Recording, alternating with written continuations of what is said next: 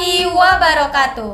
Selamat datang di Podcast Nesa. Kembali lagi bersama saya Vina Armonika Dan saya Misal Keisha Suci Ramadita. Kali ini kami berdua yang akan membawakan podcast pada hari ini, yang bertema Say No to Drugs. Katakan tidak pada narkoba. Oke teman-teman, membahas mengenai narkoba, kita sebagai pelajar tentu saja memiliki banyak cita-cita dan keinginan yang ingin kita gapai.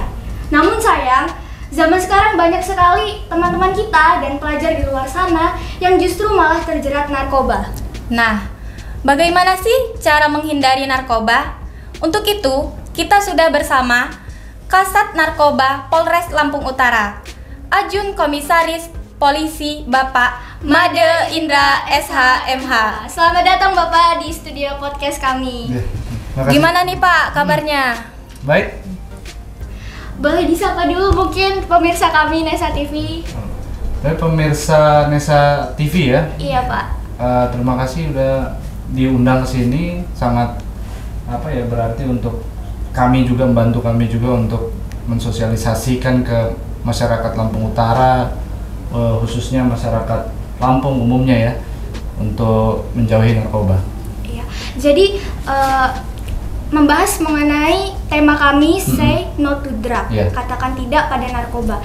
Narkoba sendiri itu apa sih Pak? Mungkin bisa dijelaskan terlebih dahulu. Narkoba itu sesuai Undang-Undang 35 tahun 2009 tentang narkotika, itu dijelaskan bahwa narkotika dan obat-obatan terlarang ya. Jadi intinya kalau untuk di Lampung Utara adalah obat-obatan berbahaya yang dapat menimbulkan efek yang tidak baik untuk masyarakat. Contohnya seperti efek kecanduan ya. Ya. Yang biasa kami lihat di berita-berita itu kan seperti itu gitu. Yang paling umum orang-orang masyarakat tuh taunya efeknya kecanduan, karena candu itu pada zaman dulu itu digunakan sebagai senjata, pada zaman kolonial itu digunakan sebagai alat untuk merusak satu bangsa. Itulah namanya candu. Nah, kalau di zaman sekarang seharusnya sudah nggak ada lagi ya, tapi tetap dijadikan sebagai gaya hidup arahnya. Jadi itu kayak gaya hidup masyarakat barat yang ke bawah sampai sekarang gitu. Ya, yang ke bawah sampai zaman sekarang.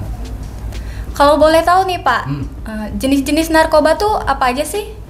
Jenis-jenis narkoba itu ada 3 golongan. Yang golongan pertama yang paling sering kita temui ya di Kabupaten Lampung Utara ini adalah narkotika jenis sabu. Ya, sabu-sabu namanya kalau di sini kita tahunya. Tapi bukan makanan Tiongkok yang sabu-sabu itu kan Pak? Bukan sabu itu kayak ini sabu-sabu aja. Jadi bentuknya seperti kristal putih ya, yang kayak seperti tawas ya kalau kita tahunya gitu. Bentuknya seperti itu. Itulah yang digunakan untuk sebagai bahan baku untuk orang nyabu gitu. Jadi kalau yang saya lihat di berita ya Pak, ada seperti alat penghisap itu ya, kalau Ya, untuk alat menggunakan hisap sabu atau kita bisa bahasa umumnya namanya bong. Jadi bong itu digunakan alat, sabu itu di atasnya itu kan dibakar gitu. Itu yang paling sering ditemui di Lampung Utara. Yang kedua ada ganja. Ganja ya semua pasti sudah tahu ya pelajarannya. Ganja sejenis tanaman seperti singkong, tapi daunnya lebar, tapi dijadikan untuk seperti rokok. Yang ketiga ada inek atau ekstasi. Ekstasi, jadi berbentuk seperti pil, seperti Milton Pastilles, itulah bentuknya beda-beda. Mereknya pun beda-beda. Ada yang mereknya Superman, ada mereknya Minion, dia ada Hulk gitu-gitu. Jadi kalau seandainya kita beli gitu obat, harus diperhatikan juga, takutnya nanti ada kandungan narkobanya gitu nggak sih Pak? Kalau itu sudah diatur di BPOM. Jadi kalau obat yang ada kandungan narkotikanya itu tidak diperjualbelikan secara bebas. Itu ada undang-undang yang mengatur juga, melarang bahwa obat-obatan yang terkandung narkotika seperti contoh alprazolam itu hanya dapat dipesan melalui resep dokter, tidak bisa kita beli sendiri. Ya kalau kita tahunya itu obat-obatan penenang gitu nah. Iya, kayak obat tidur gitu. Ya, obat contohnya. tidur gitu. Tapi nggak semua obat tidur ada kandungan narkotikanya. Untuk di Lampung Utara sendiri nih Pak, apa sudah pernah ada gitu ditemukan jenis narkotika jenis yang terbaru? Pernah ada tidak? Lampung Utara belum. Lampung Utara itu hanya itu 3 tadi itu yang beredar di masyarakat itu termasuk pil ya. Jadi yang pertama itu sabu-sabu, kedua ganja, ketiga ekstasi atau inek itu, yang keempat itu obat-obatan penenang yang banyak beredar di Lampung Utara. Belum ada kami menemukan kasus seperti heroin, kokain, belum pernah ada. Tapi mungkin kalau untuk di luar Lampung Utara mungkin sudah. Oh sudah banyak lah pasti. Ya. Jadi agak sedikit memperhatinkan gitu ya. Memprihatinkan. Ya memang kondisi untuk narkoba ini menyerang siapa aja lah. Jadi nggak semua orang aman dari narkoba. Jadi mau kalangan remaja, mau kalangan yang dewasa itu harus waspada dari bahaya narkoba. Semua jabatan, semua pekerjaan, semua umur itu wajib waspada dari bahaya narkotika. Jadi intinya dari semua kalangan, semua usia itu harus benar-benar diberi arahan, diberi sosialisasi bahwa ini jenis-jenis narkoba biar supaya tidak gampang ditipu lah, karena banyak sih oknum-oknum di luar sana kan Pak. Awalnya memang masuk itu kalau kira-kira kita memang benar-benar mencoba tidak terkena narkoba, jauh dari narkoba, tapi ujung-ujungnya kena, kebanyakan biasanya memang karena ketidaktahuan.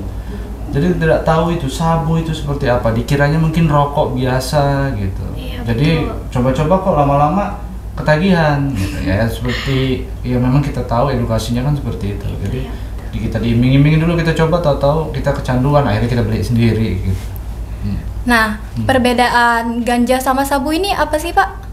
Jelas perbedaannya bentuknya. Kalau sabu dia bentuknya seperti kristal putih, dia sejenis bahan kimia putih. Kalau ganja itu seperti daun-daunan, seperti tembakau. Nah, ganja itu juga ada lagi, ada ganja sintetis.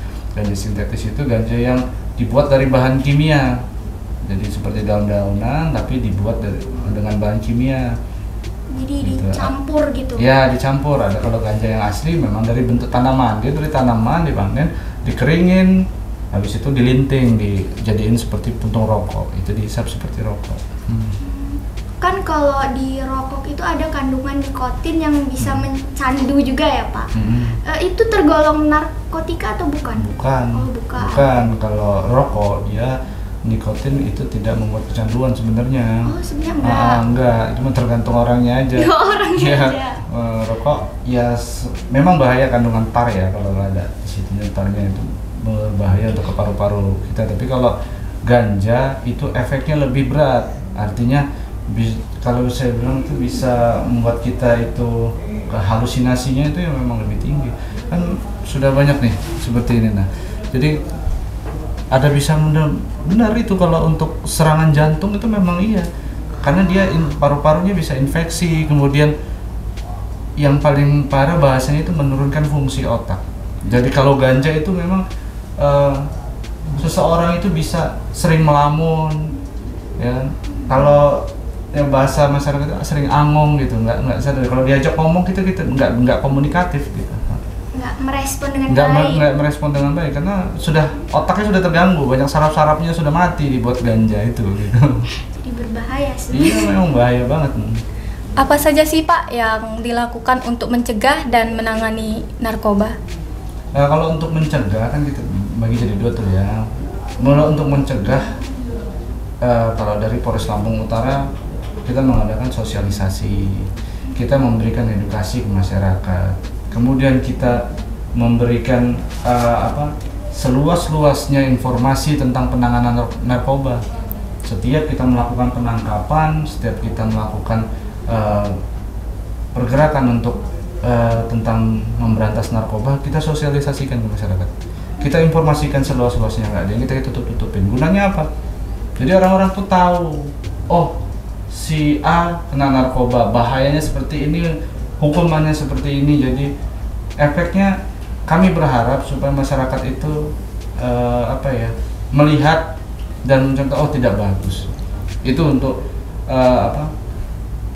arahan kami gitu, termasuk ke sekolah-sekolah, termasuk ke kampus juga kami memberikan sosialisasi ke masyarakat itu untuk mencegah supaya itu beredar. Kemudian untuk menanganinya, ya kami terus berusaha mencari jaring-jaringan peredarannya, bisnisnya, antara jual belinya itu kami kejar terus supaya benar-benar habis lah di Lampung Utara. Iya sih. Kalau untuk misal nih Pak, kami punya keluarga atau kerabat kami yang mengkonsumsi atau mungkin terjerat di kasus narkoba itu, apa sih yang harus kita lakukan? Tindakan kami yang tepat itu apa?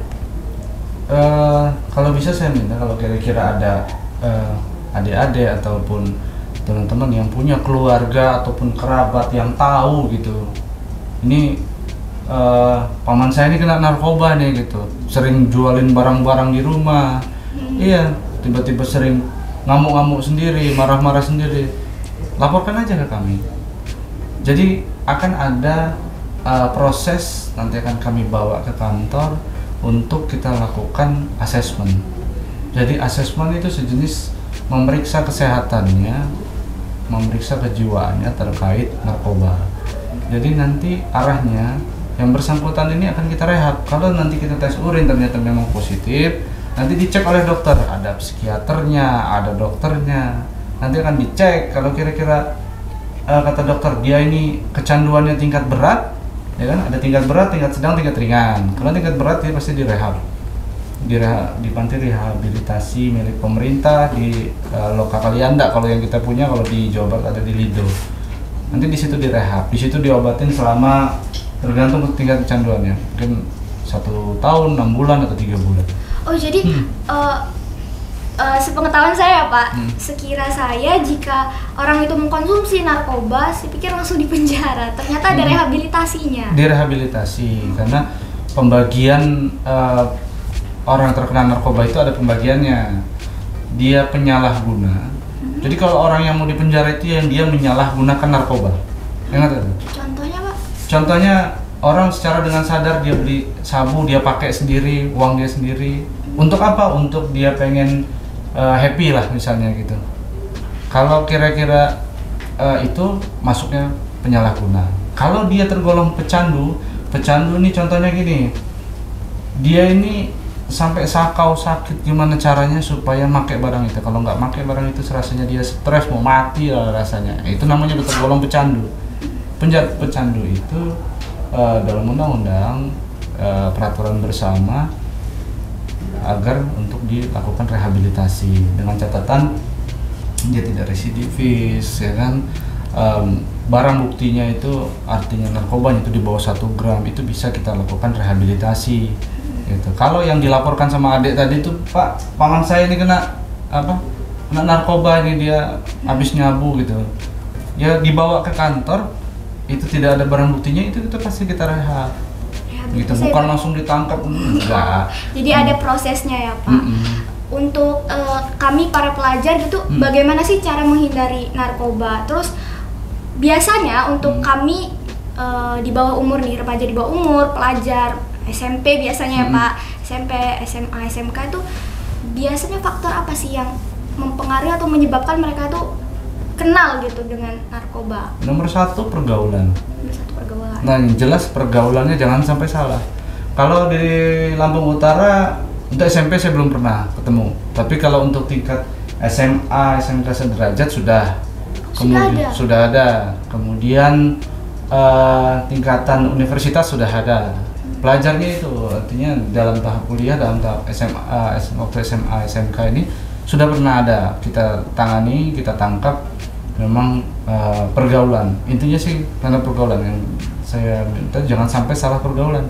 Kemudian yang kedua itu karena pengen coba-coba, penasaran gaya hidup. Jadi kalau sudah berkembang, kenapa saya sebut gaya hidup ini, bahasanya ini dibilang nggak keren lah kalau nggak make, gitu lah bahasanya. Jadi terbawa gaya hidup seperti itu, dia mau dibilang bergaul lah gitu kan, ujung-ujungnya malah merusak badan sendiri, itu faktornya. Ya, mindsetnya memang harus diubah ya. Ya harus diubah bahwa itu tuh membahayakan diri sendiri gitu, bukannya itu dia malah jadi lebih keren, tapi masa depan pasti hancur.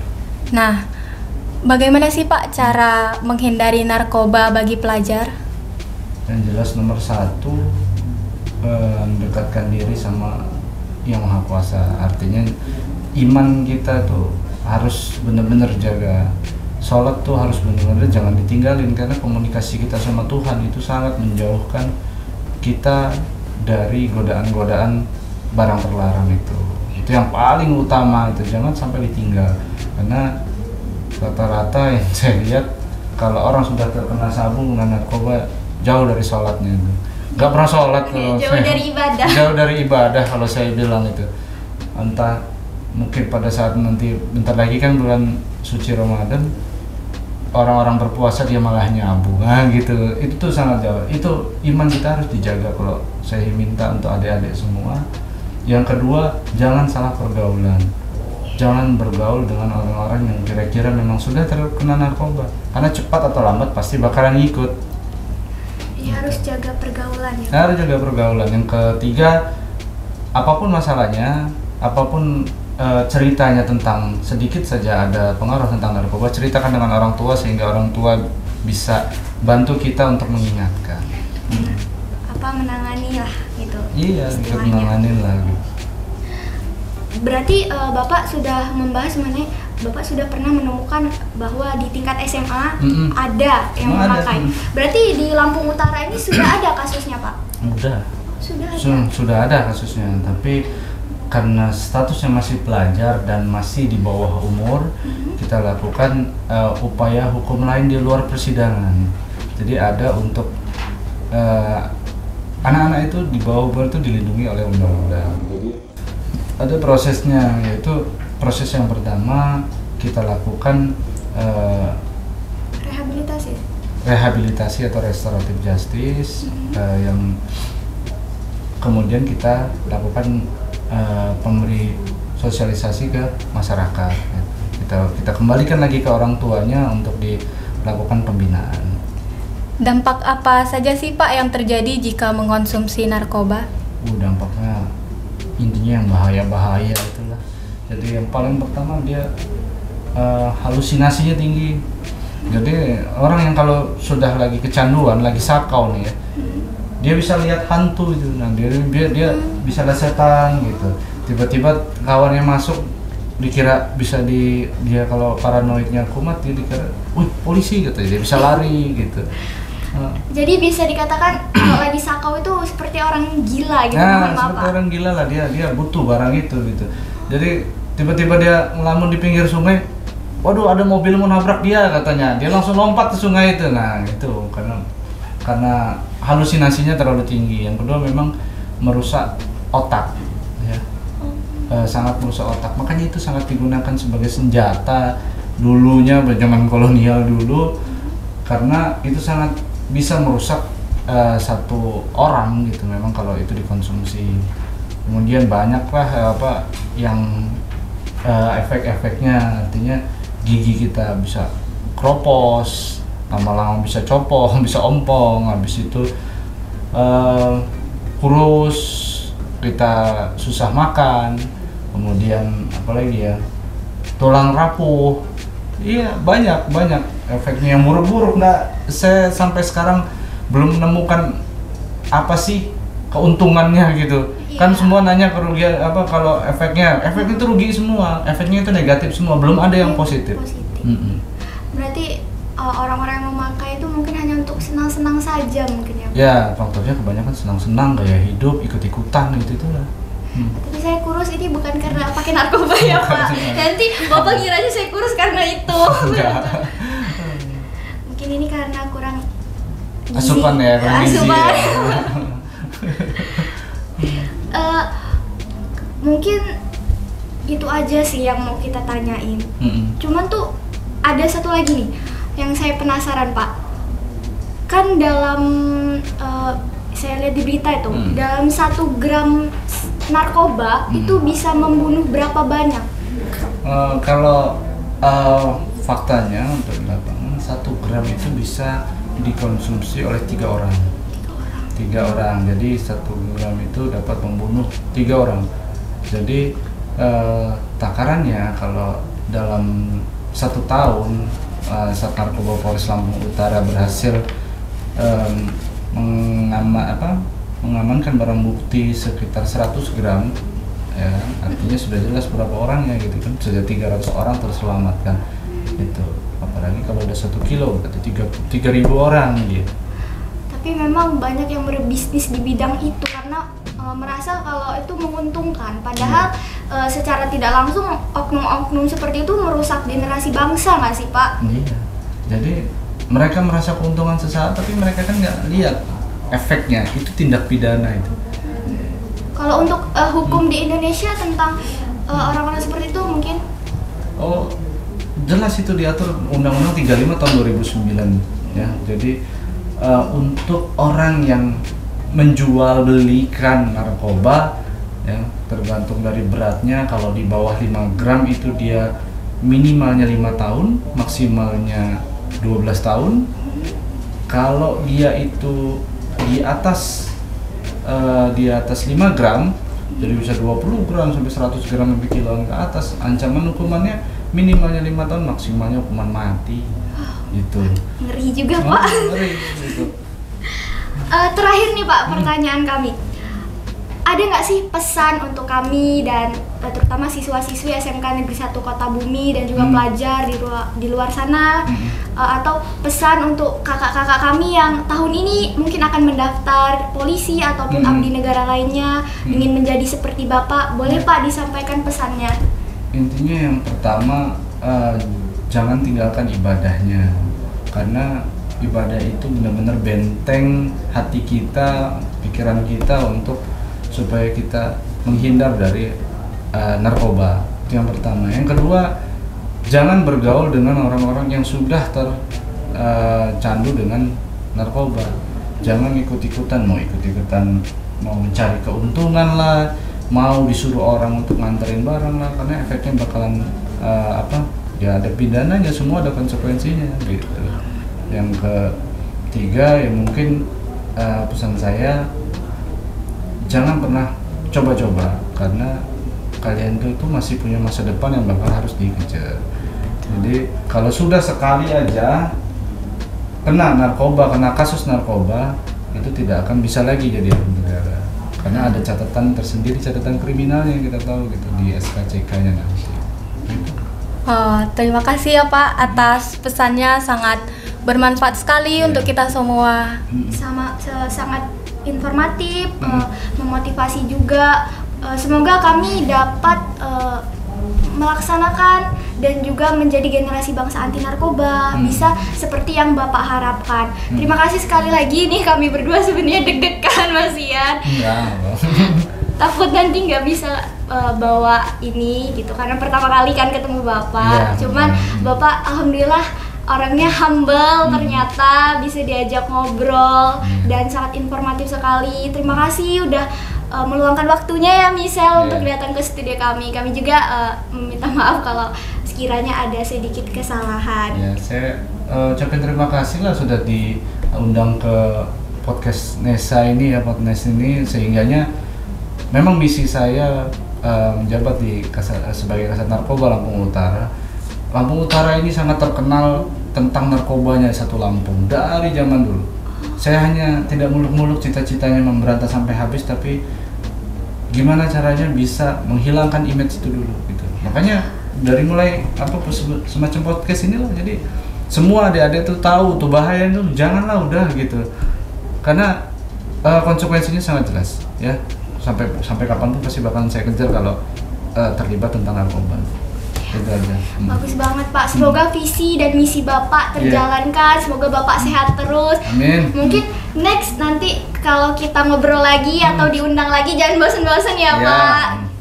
Oke teman-teman, mungkin cukup podcast kita hari ini. Hari ini seru banget, kita ngebahas apa itu narkoba, jenis-jenisnya, dan juga hukum apa saja jika kita terjerat kasus narkoba. Jadi buat temen-temen nih ya, diperhatikan lagi. Jangan sampai kita jadi generasi yang tidak membanggakan. Mungkin itu aja ya, Michelle.